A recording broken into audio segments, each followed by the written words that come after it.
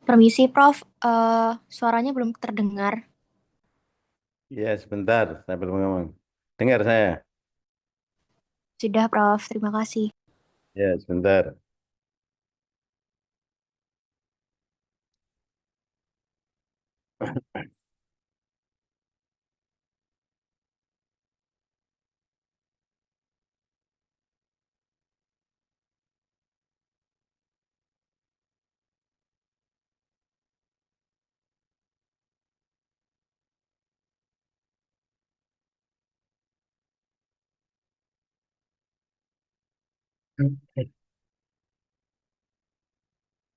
Baik, kita mulai ya. Tias, Baik, Prof. sudah hadir semuanya. Belum, Prof. Ada beberapa belum masuk. Ini ada 31. Ya, mungkin ada beberapa, kita mulai aja sebentar aja. Baik, selamat malam. Assalamualaikum warahmatullahi wabarakatuh. Waalaikumsalam warahmatullahi Warahmatullahi wabarakatuh. wabarakatuh. Semuanya mendengarkan suara saya ya. Ya, baik. Dengar. Pertama-tama saya sampaikan terima kasih atas kesediaannya, ya kan, untuk kuliah kuliah PHL yang seharusnya dilaksanakan kemarin ya, seharusnya dilaksanakan hari Senin jam 9, jam 9 terus kemudian coba kita revisi menjadi jam 3 atau jam 15. Ternyata jam 15, mohon maaf, saya mendapatkan tugas lagi, undangan secara mendadak dari Pak Rektor untuk penerimaan penghargaan dari setiap fakultas yang ada di Universitas Erlangga, sehingga sampai maghrib baru selesai. Nah, ternyata malam kami rencanakan juga belum bisa karena saudara juga ada PHL, sehingga malam ini baru bisa kita laksanakan. Tidak apa-apa, kita sebentar aja untuk kuliah hari ini. Minggu depan insya Allah jam 9 tidak ada halangan, sehingga saya bisa secara offline bersama kalian untuk menyelesaikan kuliah endokrinologi. Kita mulai endokrinologi. Ada yang bisa menjelaskan apa yang disebut dengan endokrinologi? Silakan. Ilmu yang Apa? saya, Prof. Ya, Ilmu yang mempelajari tentang endokrin, Prof. ilmu yang mempelajari tentang endokrin. Oke, baik. Ilmu yang mempelajari tentang endokrin. Endokrin itu apa? Rama Devi. Endokrin kalau demikian apa, Rama Devi? Kelenjar yang menghasilkan hormon, Prof. Kelenjar yang menghasilkan hormon. Ya, jadi kelenjar endokrin berarti kelenjar yang menghasilkan hormon. Sehingga endokrinologi adalah ilmu yang mempelajari kelenjar yang menghasilkan hormon. Kalau demikian, apa yang disebut dengan hormon? Silakan, siapa Rama Devi atau yang lain? Apa yang disebut dengan hormon? Zat kimia yang disekresi oleh sel. Ya, jadi yang disebut dengan hormon adalah zat kimia yang disekresi oleh sel atau sekelompok sel, ya kan, masuk ke dalam sirkulasi darah menuju target organ untuk menimbulkan efek. Ini yang disebut dengan hormon. Jadi kalau ada zat kimia yang dihasilkan oleh sel atau sekelompok sel, kemudian zat tadi masuk ke dalam sirkulasi darah, menuju ke target organ, dan menimbulkan efek, ini yang disebut dengan hormon. Jadi hormon itu adalah zat kimia. Otomatis kalau demikian, kelenjar endokrin mensekresi hasilnya atau mensekresi hormon tadi melalui saluran apa tidak? Ada yang tahu? Definisinya kan tadi, zat kimia yang disekresi oleh sel atau sekelompok sel masuk ke dalam sirkulasi darah. Kalau demikian, endokrin ini mensekresi hormon melalui suatu saluran atau langsung ke dalam sirkulasi darah. Kalau melihat definisinya tadi. Ada yang komentar?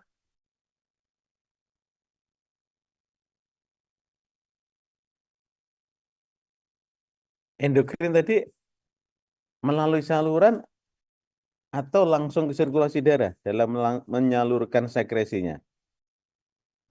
Izin menjawab, Prof. Ya, silakan. Bukan lewat saluran, tapi langsung masuk Lihat. pembuluh darah. Ya, ya, inilah yang membedakan endokrin dengan yang lain. Jadi endokrin ini kelenjar yang mensekresi suatu zat kimia tadi kan ya, langsung masuk ke sirkulasi darah tanpa melalui suatu saluran. Beda dengan kelenjar keringat. Ya, kelenjar keringat diproduksi, disekresi, kemudian keluar melalui saluran keringat. Kemudian kelenjar ludah, kelenjar air liur, itu juga disekresi oleh kelenjar, kemudian disekresi masuk melalui suatu saluran, baru menuju ke tempatnya. Ini yang membedakan antara kelenjar endokrin dengan kelenjar yang lainnya. Makanya kelenjar yang demikian juga disebut dengan kelenjar buntu. Ya, kenapa disebut kelenjar buntu? Ya karena sekresinya tidak disekresi melalui suatu saluran, tapi langsung masuk ke dalam sirkulasi darah. Makanya disebut dengan kelenjar buntu. Itu ya definisinya secara singkat. Kemudian ada endokrin. Ada istilah juga parakrin dan autokrin.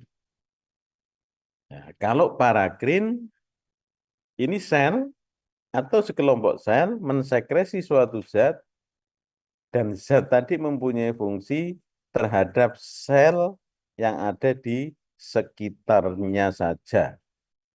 Itu kalau parakrin. Sedangkan kalau autokrin, sel mensekresi suatu zat kimia dan zat kimianya tadi berfungsi terhadap sel itu sendiri. Nah, itu adalah autokrin. Ya, jadi tolong dibedakan antara autokrin, parakrin, dan endokrin.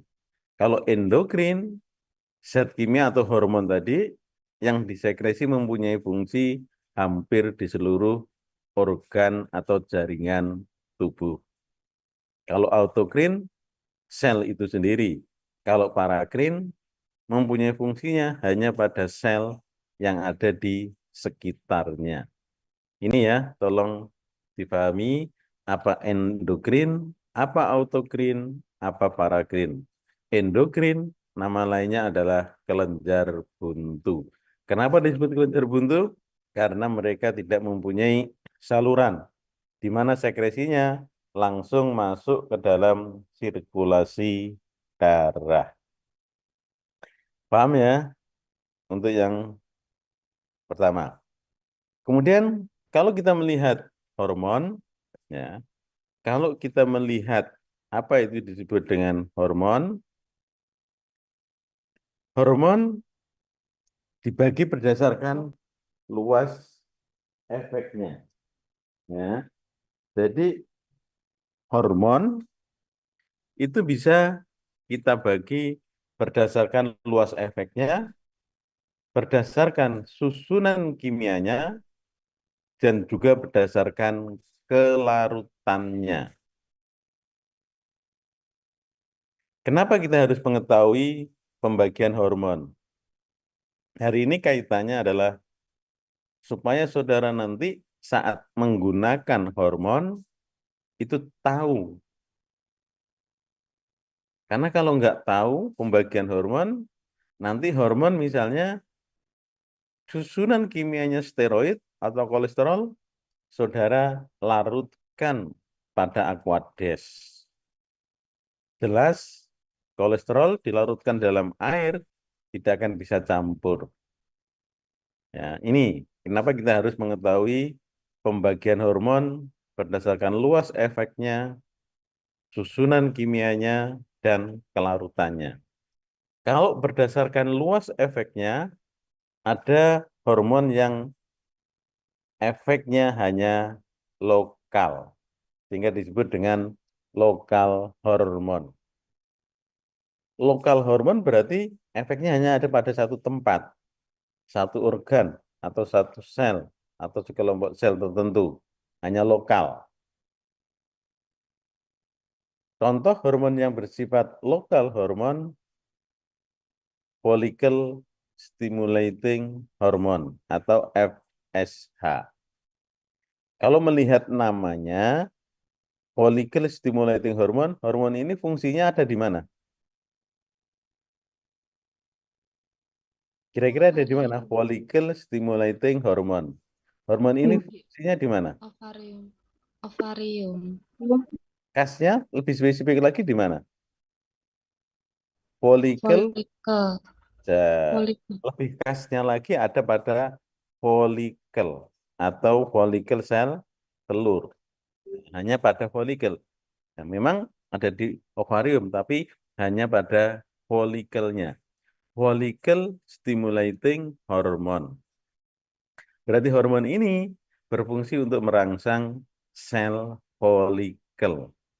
Makanya disebut lokal hormon. Kemudian luteinizing hormon. Ya, hormon yang berguna untuk melisiskan. Ya, melisiskan di mana? Ya, salah satunya adalah melisiskan supaya terjadi sel folikel itu menjadi sel telur. Ya, inilah contoh lokal hormon. Ada FSH maupun LH. Sedangkan yang general hormon mempunyai fungsi secara menyeluruh atau secara umum, ini hampir hormon yang lain. Yang kedua atau yang B, berdasarkan susunan kimianya. Ada yang steroid atau kolesterol, ada yang derivat asam aminotirosin, dan ada juga yang peptida. Ya. Kalau susunan kimianya yang steroid atau kolesterol, ini berarti hormon ini kimianya atau susunan kimianya adalah golongan lemak. Contohnya hormon yang dihasilkan oleh korteks adrenal. Kortisol, aldosteron. Korteks adrenal ini kelenjar endokrin yang ada di mana? Coba dari lihat namanya, kira-kira korteks adrenal. Kelenjar ini letaknya di mana? Ada yang bisa komentar? Di atas Di atas ginjal.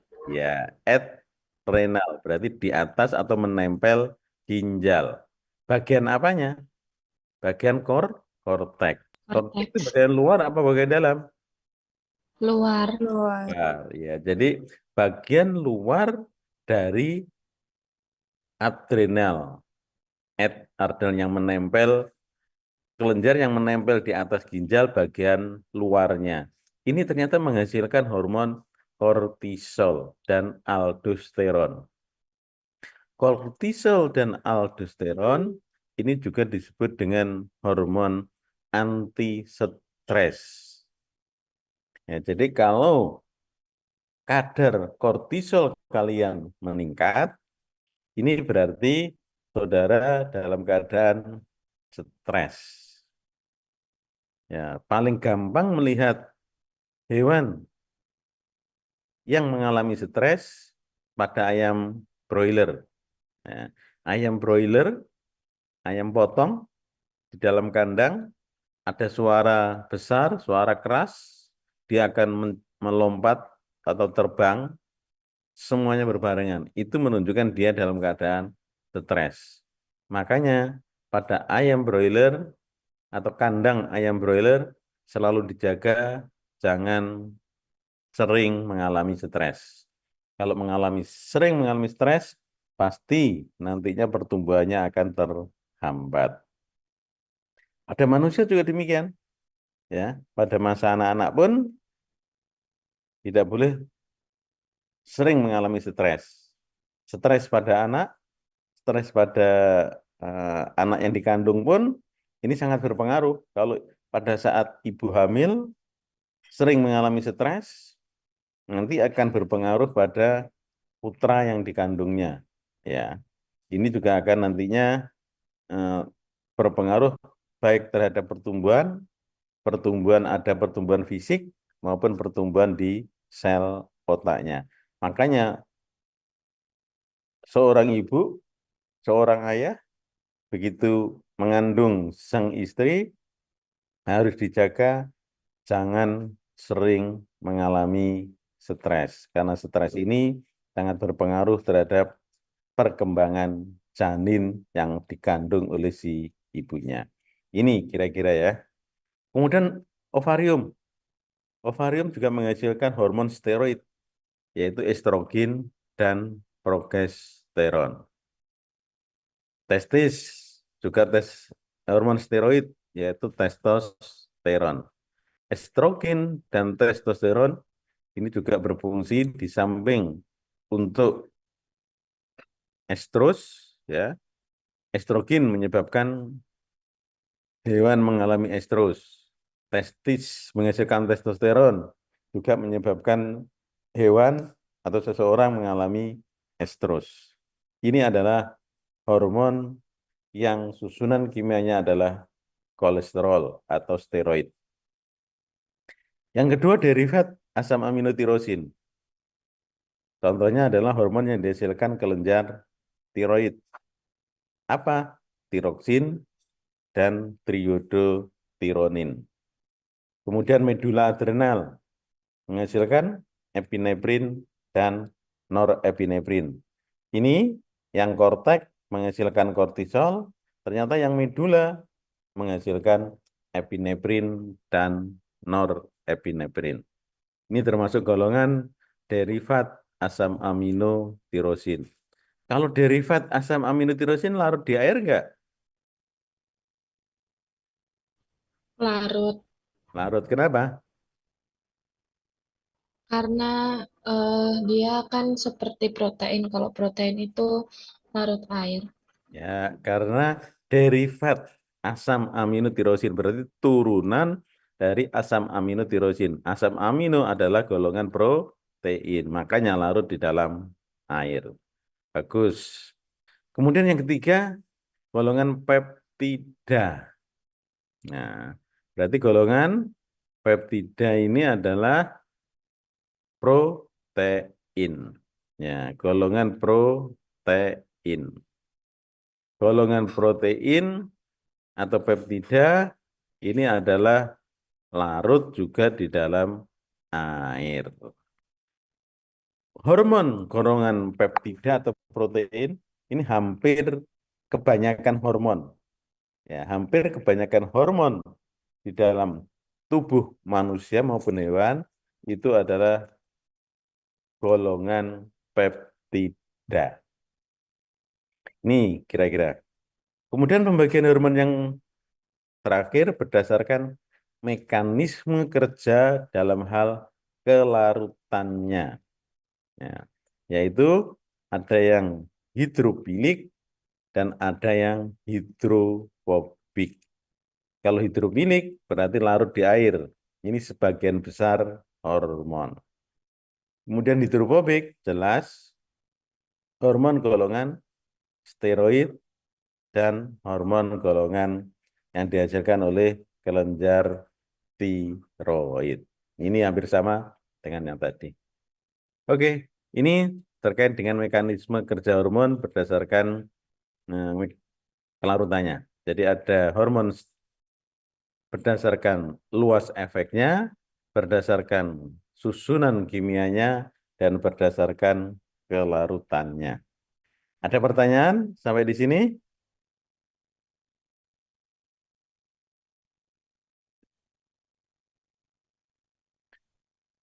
Ada pertanyaan? Prof, saya izin bertanya. Ya, silakan. Kan kalau hormon yang dihasilkan tiroid itu termasuk derivat asam aminotirosin. Mm-mm. Tapi kenapa dia tidak larut air? Ya, kenapa hormon tiroid ini adalah derivat asam aminotirosin? Tapi berdasarkan kelarutannya tidak larut dalam air, sehingga masuk golongan hidrofobik. Ini adalah perkecualian, yaitu derivat asam aminotirosin, tapi mereka tidak larut di dalam air. Makanya termasuk golongan hidrofobik. Maka disinilah saudara harus paham bagaimana susunan kimia hormon-hormon yang nanti saudara gunakan. Itu ya kira-kira. Karena kelainan daripada yang lainnya. Seharusnya derivat asam aminotirosin adalah larut dalam air. Oke, itu. Ada lagi? Kalau nggak ada, sekarang fungsi hormon. Fungsi hormon secara umum itu apa sih? Ada yang tahu? Silakan. Fungsi hormon secara umum itu apa?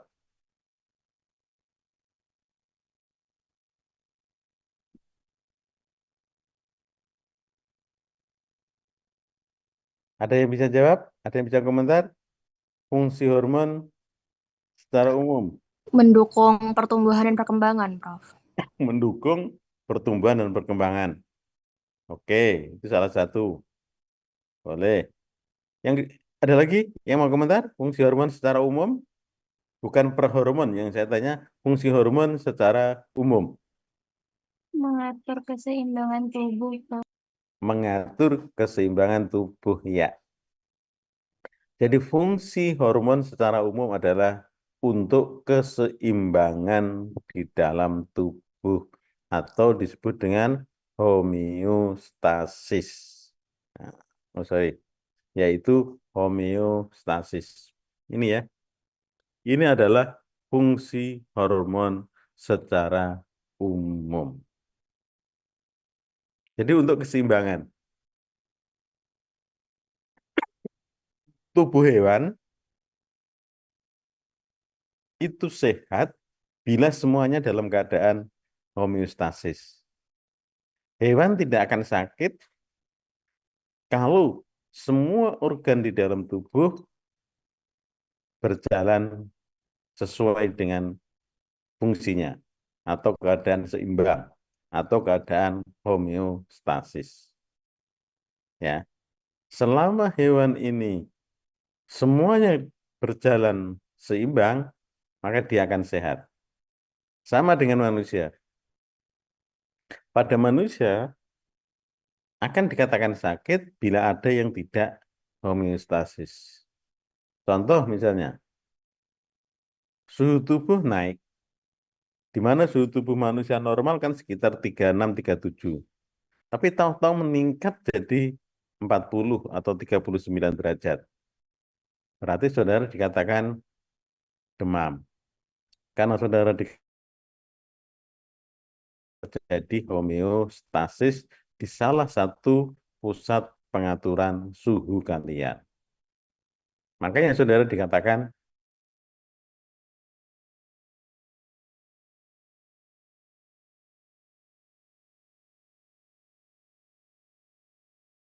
berikan keadaan yang tidak homeostasis menjadi homeostasis kembali atau seimbang kembali.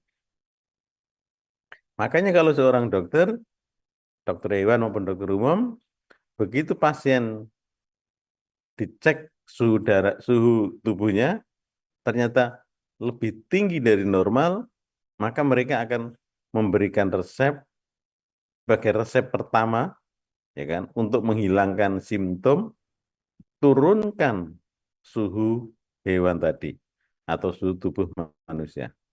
Untuk menurunkannya pakai apa? Ya pakai anti penurun panas.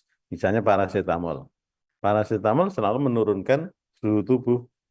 Suhu tubuhnya pasti turun. Tapi penyebab atau kausanya penyakit, kausanya yang menyebabkan suhu naik tadi belum sembuh. Cuma suhunya diturunkan, yaitu dengan paracetamol tadi. Nah, seorang dokter, begitu ada pasien, pasiennya kan segera ingin, mereka misalnya panas, habis dari dokter, disuntik atau diberi obat, semakin seneng kan kalau suhunya langsung turun. Sambil menunggu hasil labnya, dokter pasti akan melihat, cek lab. Nah, labnya diperiksa, ternyata peningkatan suhu tubuh karena infeksi atau karena kuman, karena bakteri.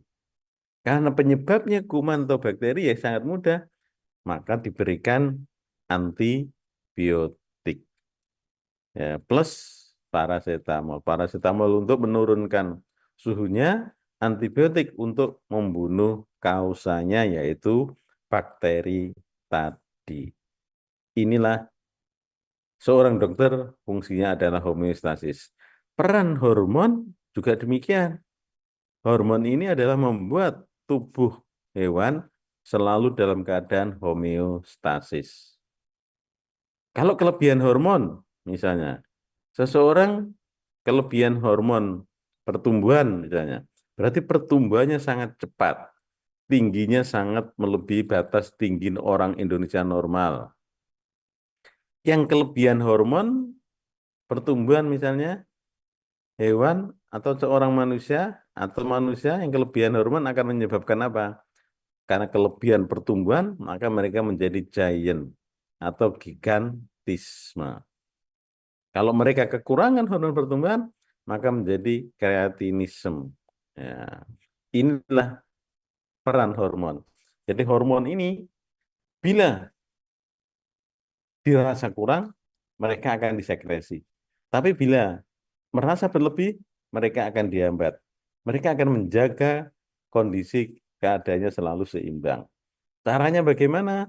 Ya ini, dengan mengontrol tingkat aktivitas jaringan target. Cara mengontrolnya bagaimana? Mengubah reaksi kimia di dalam sel, dan yang kedua, mengubah permeabilitas membran sel terhadap bahan yang spesifik. Contoh mengubah reaksi kimia dalam sel. Saat kita metabolisme dan suhu, kami jelaskan. Kalau hewan yang makan tapi tidak lapar, maka glukosa akan disimpan dalam bentuk glikogenesis, dalam bentuk glikogen, ya kan? Tetapi pada saat hewan ini tidak ada makanan, dia lapar. Tubuh membutuhkan glukosa, maka glikogen harus dipecah. menjadi glikogenolisis, menjadi glukosa. Proses pemecahan glikogen menjadi glukosa itu kan tujuannya supaya tubuh dalam keadaan homeostasis. Caranya apa? Ya karena kita lapar, maka pusat hipotalamus dirangsang supaya mengeluarkan hormon pankreas, mengeluarkan hormon glukagon. Ya, hormon glukagon inilah yang menyebabkan aktivasi enzim fosfodiesterase sehingga glikogenolisis akan terjadi. Kalau glikogenolisis terjadi, maka glukosa akan terpenuhi lagi. Nah, inilah peran hormon dalam homeostasis dengan apa? Dengan mengubah reaksi kimia yang ada di dalam sel. Kemudian mengubah permeabilitas membran sel, misalnya pada saat proses kontraksi, ya, untuk terjadinya kontraksi kan diperlukan potensial aksi. Potensial aksi terjadi karena apa? Pertukaran ion yang ada di dalam sel dengan yang ada di luar sel, yang sangat dipengaruhi oleh permeabilitas membran sel. Inilah fungsi hormon secara umum, yaitu untuk homeostasis.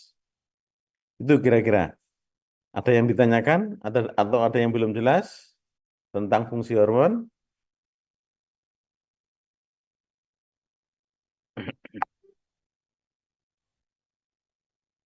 Jelas? Untuk fungsi hormon? Kok diem semuanya? Apa ditinggal pergi semuanya? Jelas, Prof. Jelas? Kok nggak ada suaranya, nggak ada ditanya kok diem apa pergi semuanya? Cuma nyambung aja. Jelas ya? Semuanya ya, fungsi hormon ya? Jelas, Prof. Baik. Kalau jelas, saya lanjutkan. Mekanisme kerja hormon. Nah, sekarang kalau fungsinya tadi adalah homeostasis, bagaimana peran homeostasis itu bisa dijalankan? Ya, yaitu dengan jalan yang pertama, melalui siklik AMP. AMP itu apa? Singkatannya apa? Ayo, AMP singkatannya apa? Adenosin monofosfat, Prof. Ya, benar. Adenosin monofosfat.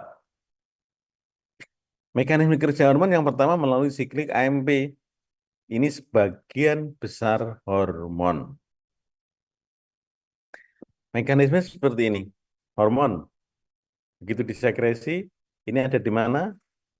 Hormon ini letaknya aliran darah atau sirkulasi darah. Hormon yang ada di dalam sirkulasi darah ini akan berhenti menuju ke target organ. Kenapa dia berhenti? Karena terikat pada reseptor. Nah, ini reseptornya. Reseptornya ini ada di membran sel. Ya. Kalau sudah hormon terikat dengan reseptor, ikatan hormon dan reseptor ini menyebabkan enzim adenyl siklase yang ada di dalam sitoplasma menjadi aktif. Ya. Begitu hormon adenyl siklase aktif, maka adenyl siklase ini menyebabkan ATP yang ada di dalam sitoplasma berubah menjadi siklik AMP. Dan siklik AMP inilah yang disebut dengan second messenger. Ya. Dan second messenger inilah yang mempunyai fungsi efek fisiologis. Makanya disebut melalui siklik AMP. Kan?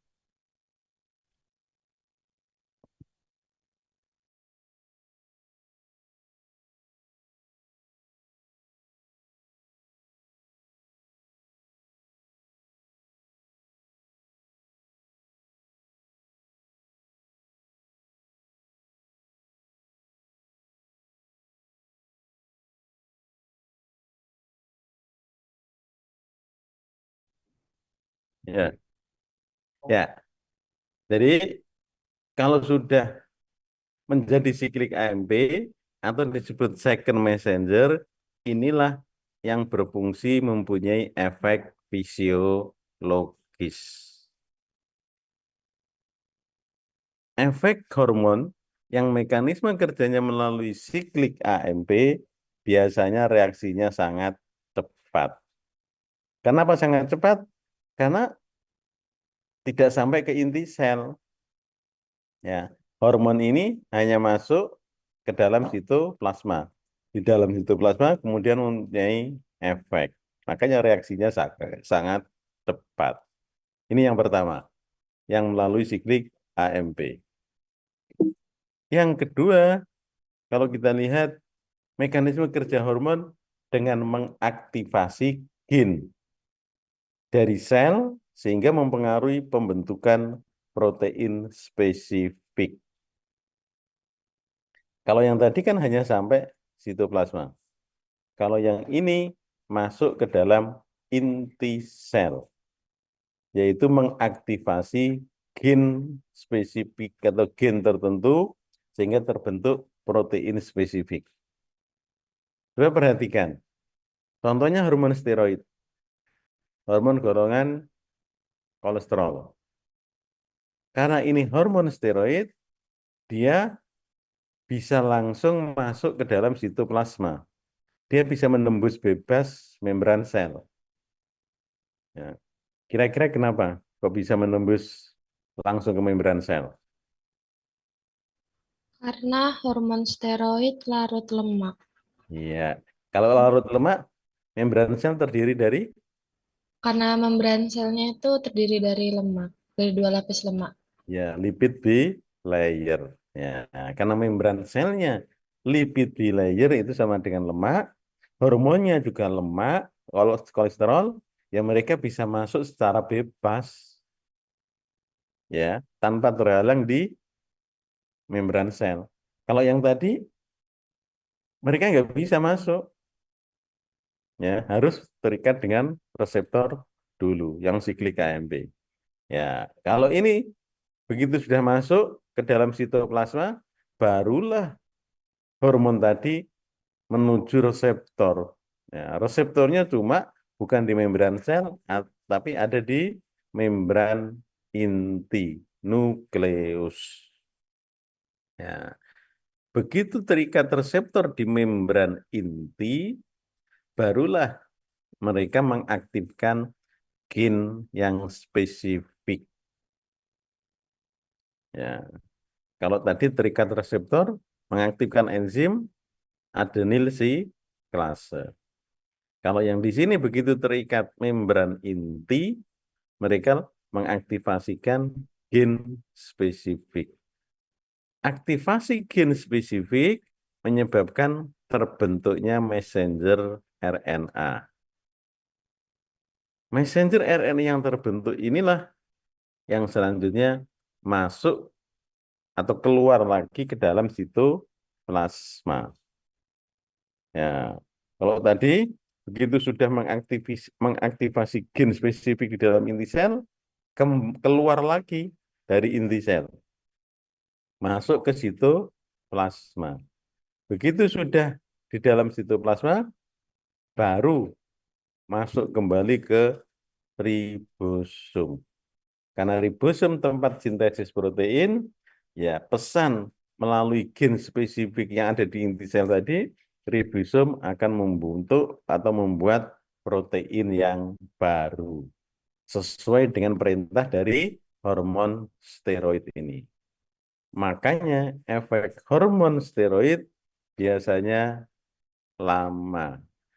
Kenapa kok lama? Ya karena harus masuk ke inti sel, dari inti sel kemudian keluar lagi ke sitoplasma, masuk ribosom, baru terbentuk protein baru yang akhirnya mempunyai efek fisiologis dari hormon tadi. Ini kira-kira untuk melalui mekanisme kerja hormon dengan mengaktifkan gen spesifik yang ada di dalam sel. Itu ya kira-kira untuk mekanisme dua hormon tadi berdasarkan siklik AMP dan yang kedua berdasarkan aktivasi gen yang ada untuk membentuk protein spesifik. Kemudian dari sini ada yang ditanyakan? Mekanisme kerja hormon? Paham semuanya? Paham. Baik. Baik, kalau sudah paham, saya lanjutkan lagi. Ya, ini tadi bagian dari mekanisme kerja siklik AMP. Kalau kita lihat tadi, begitu ATP diaktifkan enzim adenin siklase akan menjadi siklik AMP sehingga mempunyai efek fisiologis. Kalau hormon ini mempunyai efek terus-menerus, berarti menjadi keadaan bukan homeostasis tapi menjadi patologis.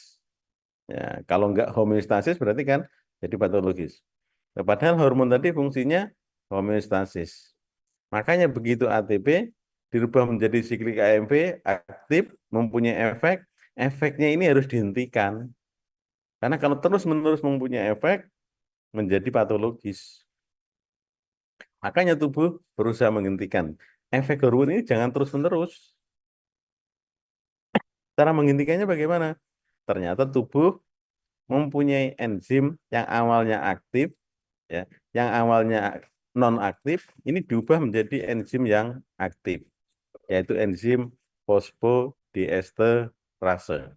Jadi kalau siklik AMP ini secara terus-menerus mempunyai efek, tubuh akan mengaktifkan enzim ini. Supaya apa? Supaya siklik AMP tidak aktif. Begitu ada enzim fosfodiesterase, maka siklik AMP berubah menjadi 5-AMP. 5-AMP ini yang tidak mempunyai fungsi atau mereka menjadi non-aktif. Sehingga mekanisme kerja hormon ini akan dihentikan.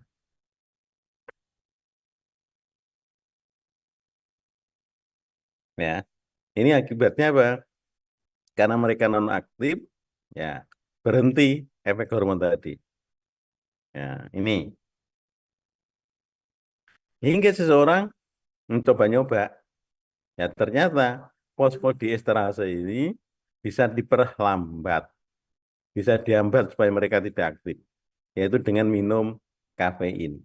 Jadi kenapa seseorang minum kafein menjadi mereka tidak mudah tidur dan selalu aktif, itu karena kafein menghambat enzim fosfodiesterase, sehingga fungsi siklik AMP ini diperpanjang. Nah, ini. Jadi kalau kalian suka minum kopi, tidak bisa tidur, dan selalu mempunyai aktivitas, disitulah peran kafein menghambat fosfodiesterase kalian. Karena dihambat, maka siklik AMP tidak atau tetap berfungsi. Ini kira-kira bagian tambahan mekanisme kerja yang melalui siklik AMP. Kemudian pengukuran hormon, ya, hormon bisa diukur melalui bioIC, RIA maupun ELISA, enzim linked immunosorbent IC, yang saat ini banyak digunakan untuk pengukuran hormon adalah dengan ELISA. Ini kira-kira. Baik, saya lanjut. Hormon pusat pengaturannya adalah ada di hipotalamus. Ini ya, paling ujung pusat pengaturan hormon itu ada di sini, hipotalamus. Di bawah hipotalamus ada yang disebut dengan hipofisis. Hipofisis ada 3 bagian. Ada hipofisis anterior atau adenohipofisis, ada fase intermedia. Cuma fase intermedia itu adanya pada hewan, pada manusia, fase intermedia ini rudimenter atau tidak berkembang. Yang ketiga, hipofisis posterior. Nama lainnya adalah neurohipofisis. Inilah pusat pengaturan dan sekresi hormon di dalam tubuh baik hewan maupun manusia. Itu ada di hipotalamus, sedangkan banyak hormon yang disekresi di hipofisis, yaitu hipofisis anterior, fase intermedia.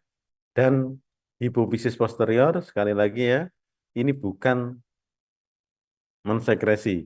Tapi kalau hipofisis posterior hanya menyimpan hormon yang disekresi di hipotalamus. Kemudian bagaimana alur atau cara sekresi hormon? Pusat sekresinya tadi adalah hipotalamus. Di dalam hipotalamus inilah yang mengatur apakah hormon ini disekresi atau tidak. Ya. Kalau ada rangsangan dari kalau ada rangsangan di hipotalamus, maka hipotalamus akan merangsang sekresinya hormon. Hormon yang disekresi hipotalamus ini kemudian akan dibawa ke traktus hipotalamiko hipofisialis. Dari traktus ini akan disimpan di hipofisis posterior. Ya, ini hormon yang disekresi hipotalamus. Jadi disimpan di hipofisis posterior. Baru pada saat digunakan, dibutuhkan, hormon yang ada di hipofisis disimpan di hipofisis posterior akan disekresi. Beda dengan yang di hipofisis anterior. Ya. Hipotalamus akan memerintah, akan merangsang keluarnya hormon pelepas, yaitu releasing hormon. Kalau hipotalamus menginginkan hormon jangan diproduksi, maka hipotalamus akan mengeluarkan inhibitore hormon. Ya, jadi RH, hipotalamus memerintah hipofisis posterior untuk mensekresi hormon. Kalau IH, hipotalamus mensekresi hormon penghambat supaya hormon hipofisis anterior tidak disekresi. Ya. Begitu RH, IH disekresi, maka dibawa ke hipotalamik hipofisial portal vessel. Hormon RH maka akan merangsang hipofisis anterior. Untuk hipofisis anterior memproduksi hormon.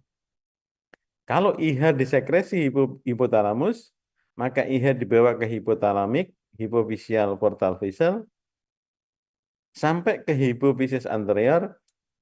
Hipofisis anterior diperintah jangan keluarkan hormon ini. Ya, inilah kira-kira alur sekresi hormon. Sampai sini ada yang ditanyakan?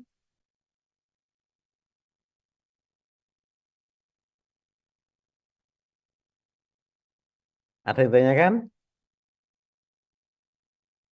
Belum ada, Prof. Belum ada. Yang jawab kok kamu aja. Kamu siapa yang jawab tadi nih? Sahra ya?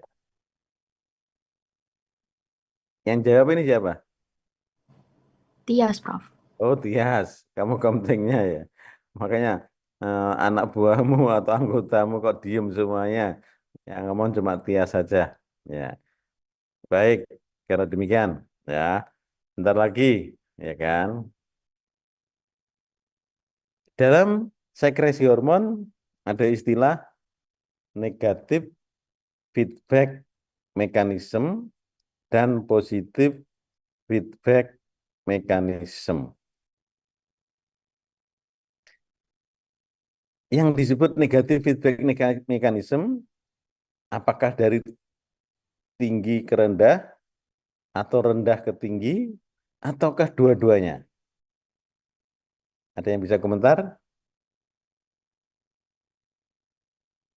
Yang disebut negatif feedback mechanism itu dari tinggi ke rendah, ataukah rendah ke tinggi, ataukah dua-duanya? Silakan, ada yang mau komentar?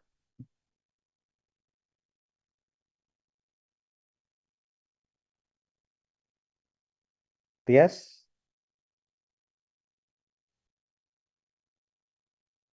Tias mau komentar? Rendah ke tinggi, Prof. Rendah ke tinggi. Nah, kalau tinggi ke rendah, apa? Positif feedback. Oh, kalau tinggi ke rendah, positif. Kalau rendah ke tinggi, negatif, gitu ya? Oke. Yang lain, ada yang komentar? Selain Tias? Yang lain ada komentar? Mungkin kalau menurut saya, Ya. kalau negatif itu tinggi ke rendah, positif itu rendah ke tinggi. Oh, ya. Masih belum tepat dua-duanya. Ya. Jadi kalau melihat layar saudara, baik tinggi ke rendah atau rendah ke tinggi, ini semuanya adalah negatif feedback mechanism. Ya.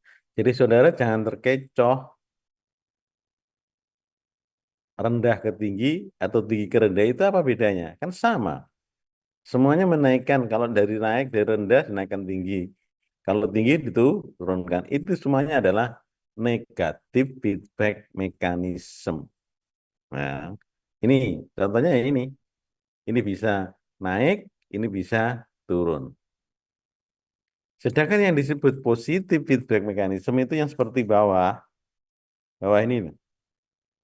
Kalau estrogen tinggi, maka harus diikuti dengan LH tinggi.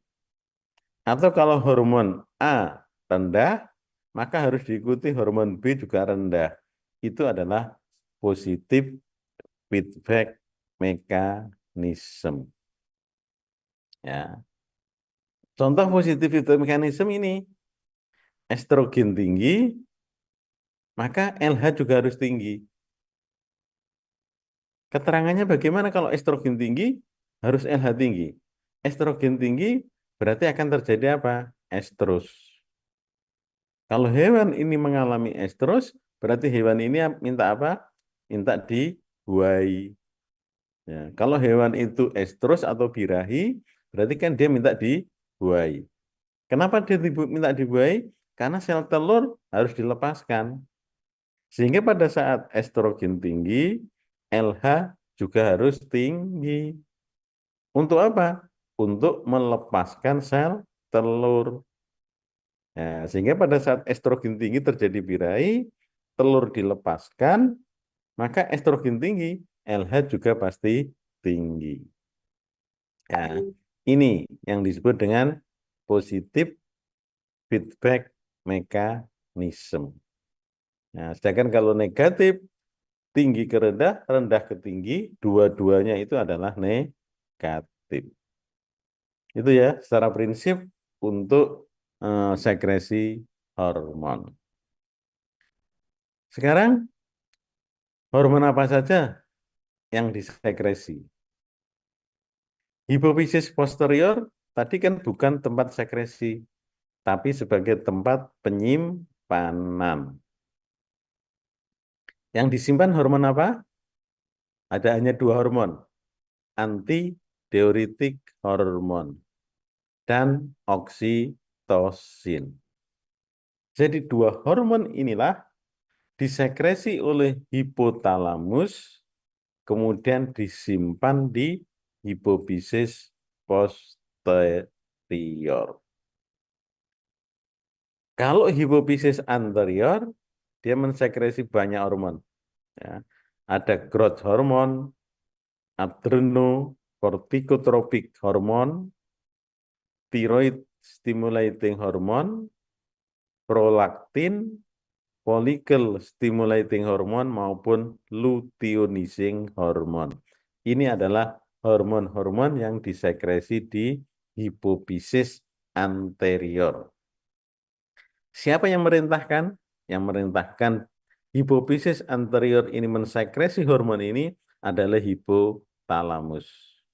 Di mana hipotalamus tadi merangsang, mengeluarkan RH.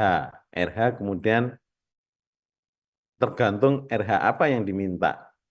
Kalau GHRH berarti growth hormone, releasing hormone.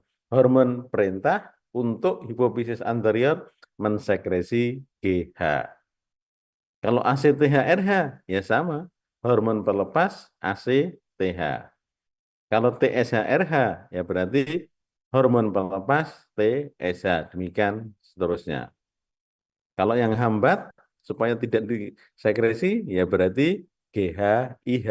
GHIH berarti disekresi di mana? Di hipotalamus. Merangsang hipofisis anterior supaya hipofisis anterior mengeluarkan GH atau menghambat GH. Ini secara prinsip mekanisme sekresi hormon di hipofisis posterior maupun di anterior. Yang paling akhir pas intermedia. Nah, ini rudimenter pada manusia, sehingga pada manusia tidak mempunyai melanosit stimulating hormone. Yang mempunyai melanosit stimulating hormone kebanyakan pada ikan, pada reptil, maupun pada amfibi. Ikan yang banyak sekali MSH-nya, yaitu pada ikan cumi-cumi. Makanya ikan cumi-cumi mempunyai tinta hitam yang cukup banyak sebagai perlindungan diri mereka. Nah, ini adalah MSH-nya sangat banyak. Kemudian pada bunglon, pada amfibi, itu juga mempunyai MSH cukup banyak. Makanya pas intermedia pada ikan, reptil, dan amfibi berkembang sangat bagus. Ini kira-kira untuk pendahuluan endokrinologi. Baik, ada yang ditanyakan?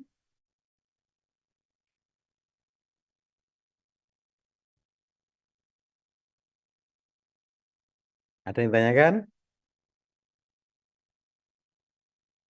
Ada 39 mahasiswa, 38. Belum ada, Prof. Nah, yang lain, Fitria, Risma, Dika, Kairunisa, ada pertanyaan? Belum, Prof. Belum ada, Prof. Belum ada. Baik, kalau belum, Prof, izin ya bertanya silakan. tapi bukan tentang materi hari ini. Jadi Oh, mau bertanya tentang nanti pembuatan makalah itu ada sesi untuk konsultasi terlebih dahulu ke instruktornya. Nah, untuk konsultasinya itu sendiri nanti bagaimana, gitu, Prof, silakan. mekanismenya? Kalau yang punya tugas terkait dengan metabolisme, terkait endokrin, bisa konsultasi dengan saya. Kalau mau datang, ketemu saya silahkan. Saya ada dan mudah saudara temui kalau di atas jam 3 atau setelah sholat asar. Ya. Kalau nggak bisa nemui, silahkan bisa telepon atau bisa pakai WA ke saya. Insya Allah akan kami balas, ya kan? Insya Allah akan kami melayani. Ya, jadi silahkan kalau ada yang mau konsultasi terkait makalah, terkait endokrin, dan terkait metabolisme, boleh menemui saya, WA dulu, mau ketemu jam berapa, sebisa mungkin di atas jam 3 ya, jangan pagi atau siang. Karena saya kalau pagi siang biasanya banyak yang harus dikerjakan, sehingga biasanya saya dengan mahasiswa, bimbingan dan sebagainya kalau di atas jam 3. Mungkin gitu, Pias. Baik, Prof, terima kasih banyak. Ada lagi? Baik, kalau tidak ada saya kira cukup untuk kuliah malam hari ini, pengganti kemarin hari Senin, ya kan? Kita selesaikan nanti pada Senin yang akan datang jam 9 juga.